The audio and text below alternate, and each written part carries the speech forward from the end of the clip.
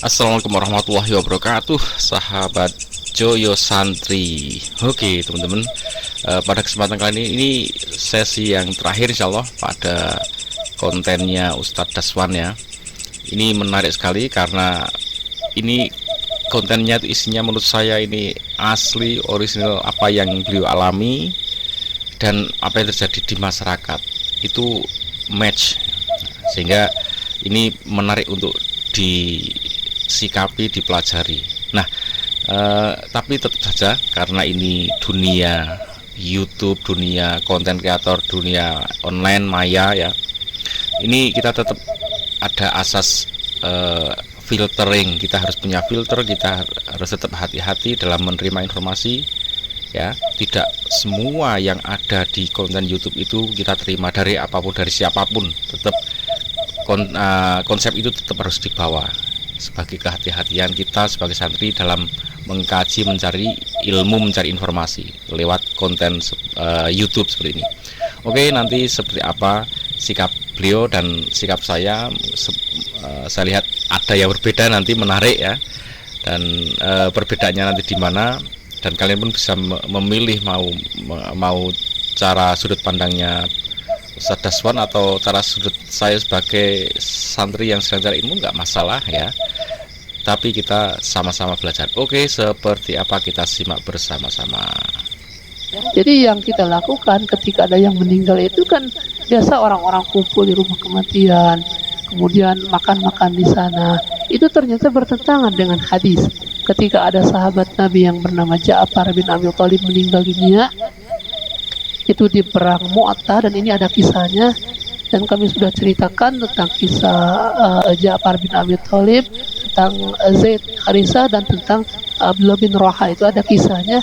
Ketika Ja'far meninggal dunia, itu Rasul memerintahkan agar orang-orang itu justru mengirimkan makanan kepada keluarga Ja'far ya, sebagaimana diterangkan di dalam hadis, isna'u li ali Ja'farin ta'aman fa innahum qad atahum amrun saghalahum. Kirimkan atau buatkan makanan untuk keluarga Ja'far karena telah menimpa kepada keluarga Ja'far tersebut sesuatu yang menyibukkan mereka. Jadi boro-boro mikirin makanan, mereka pun sudah kehilangan Ja'far, sedang bersedih, sedang berduka cita. Jadi Rasul menyuruh mengirimkan makanan untuk keluarga Ja'far. Nah, setelah kami baca hadis ini kemudian direnungkan, ternyata ini kok bertentangan dengan yang kita lakukan. Yang kita lakukan sekarang ketika ada yang meninggal dunia malah rame-rame kumpul di sana, makan-makan enak dari mulai hari pertama, hari ketiga, hari ketujuh, hari 40 terus ya seperti itu. Bahkan ini kisahnya tak ada tetangga kami sampai menjual rumahnya, kemudian menjual rumah orang tuanya yang memang dua-duanya meninggal ketika zaman Covid kemarin.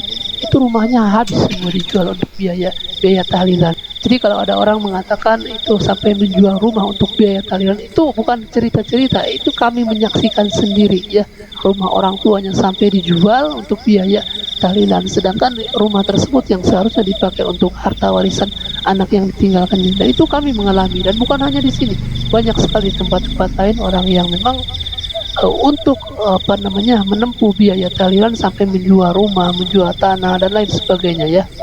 Nah, jadi antara Oke, sampai sini saya merasa dimasuk di hati dan pikiran saya. Jadi saya merasa ya cocok dengan apa yang beliau sampaikan. Saya merasa wah ini ya masuk akal ya, masuk akal. Seperti itu harusnya orang yang sedang kehilangan keluarganya itu hatinya sedang sedih, nggak sempat memikirkan apapun, boro-boro malah orang datang untuk makan-makan di tempat yang sedang kesusahan itu.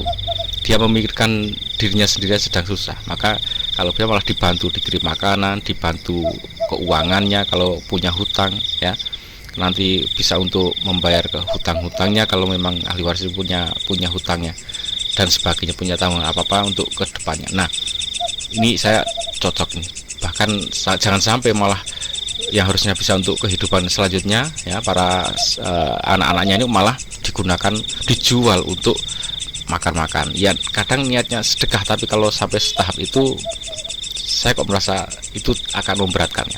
Oke, kita lanjutkan. Memang ada isi nanti yang nggak cocok kita simak bersama-sama ya. Yang selanjutnya ini menarik, bagaimana mensikapi kalau dalam masyarakat orang yang tahlilan harusnya bagaimana. Terus yang enggak tahlilan ini kan nanti kalau bertemu harus bagaimana mensikapinya. Nah, ini penting sekali karena ini real di masyarakat terjadi. Bagaimana bersikap antara yang tahlilan dan yang enggak itu. Dan bagaimana supaya enggak terjadi crash ya. Ini penting sekali. Mari kita simak selanjutnya ya. Min ja'li ahlil maiti ta'aman liyaduwan nasa ilahi bid'atun makruhatun. Dan apa yang menjadi adat kematian berupa membuat makanan kemudian mengundang orang untuk datang ke tempat kematian tersebut, itu merupakan bid'ah yang makruh. Bal kullu dzalika haramun, bahkan semua perbuatan itu haram kata beliau. Apabila apa? In kana min malin mahjurin, apabila menggunakan harta anak kecil yang mesti dihajar. Artinya ketika ada orang tua meninggal dunia, meninggalkan anak kecil, itu yang seharusnya hartanya untuk warisan anak kecil tersebut dipakai untuk tahlilan, itu haram ternyata. Kemudian yang haram di sini au min maitin alaihi dainun, atau maitnya mempunyai hutang. Jadi sudah tahu maitnya punya hutang, itu malah hartanya yang seharusnya dipakai untuk bayar hutang dipakai untuk tahlilan. Itu haram disebutkan oleh Imam Ibnu Hajar. Kemudian yang ketiga yang haram au yatarattabu alaihi dirarun, atau akan membawa madarat dan selainnya. Jadi mungkin kedepannya anaknya akan terlantar, kemudian istrinya akan terlantar dan lain sebagainya. Nah, jadi ketika kami mendengar Ustadz Roja dulu mengatakan tahlilan itu bid'ah, justru kami itu penasaran mempelajari. Setelah mempelajari ternyata benar, itu diterangkan di dalam puluhan kitab ulama, dibid'ahkan itu makan-makan di rumah kematian. Akhirnya kami total meninggalkan tahlilan. Nah, yang jadi bingung, kita kan ketika ada acara tahlilan kita kan selalu datang. Bahkan orang-orang itu kalau ada yang meninggal itu selalu ngantar makanan ke tempat kita. Itu ngantar makanannya bukan hanya di besek, itu pakai rantang segala macam.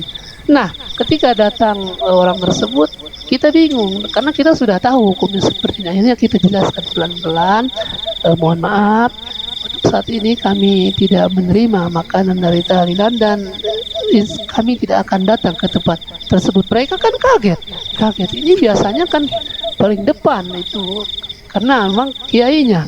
Tapi sekarang kenapa menolak? Akhirnya kita jelaskan kepada beberapa orang, dan seiring berjalannya waktu itu kita diundang tidak pernah hadir. Ketika diantar makan kita tidak pernah terima. Ya mungkin orang-orang yang biasa kerja di tempat tahlilan itu kan biasanya pegawainya khusus. Mungkin saling berbicara satu dengan yang lainnya. Jangan pernah ngantar makanan ke Ustadz Daswan katanya. Nanti ditolak. Jangan pernah ngundang Ustadz Daswan untuk tahlilan karena nggak pernah datang. Nah, setelah mungkin dari antara mereka saling berbicara, sebenarnya enak kita. Jadi sudah tidak perlu kita mengklarifikasi, sudah tidak perlu lagi kita menjelaskan.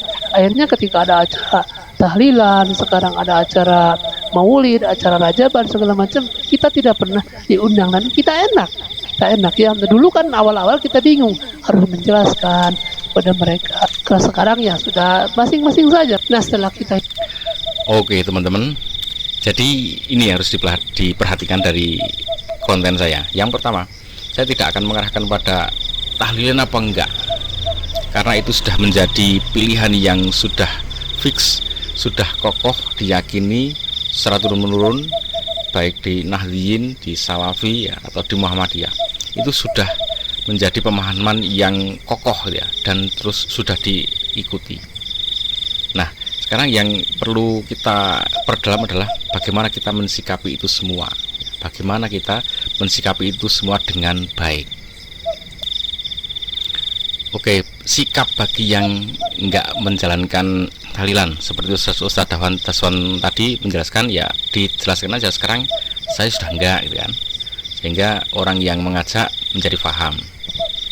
Tapi kalau masalah makanan, saya kira makanan dari kegiatan itu bagi saya itu makanan yang halal, nggak masalah, tidak haram ya, kecuali kalau untuk sesaji yang nggak tahu disembelihnya dengan menyebut nama Allah apa enggak, jadi itu pun diperuntukkan untuk makhluk gaib yang mereka tuju. Nah itu kalau saya masih nggak mau kalau itu. Tapi kalau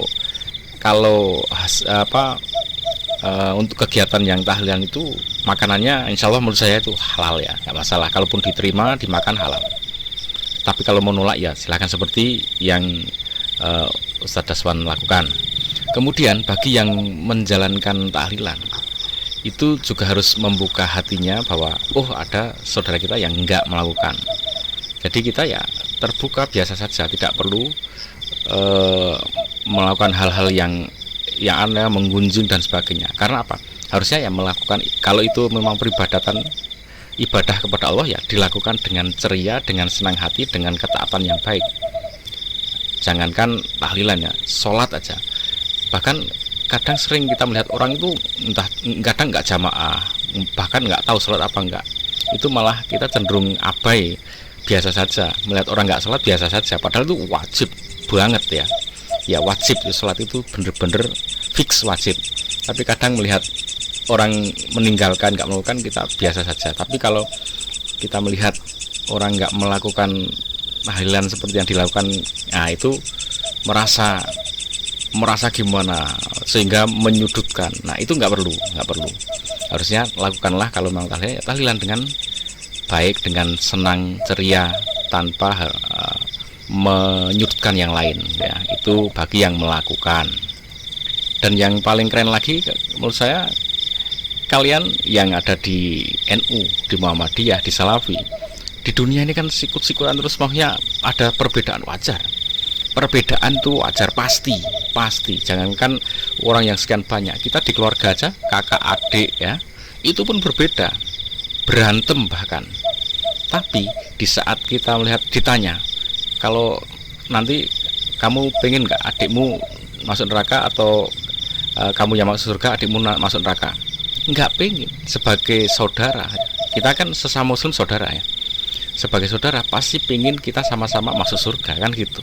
Sama dengan kayak saudara adik kita, kakak kita, walaupun berantem di rumah, berbeda pendapatnya, tapi kalau melihat mereka susah, kita juga ikut sedih, nggak rela. Kalau mereka disakiti nggak rela. Nah seperti itu, kita bersaudara.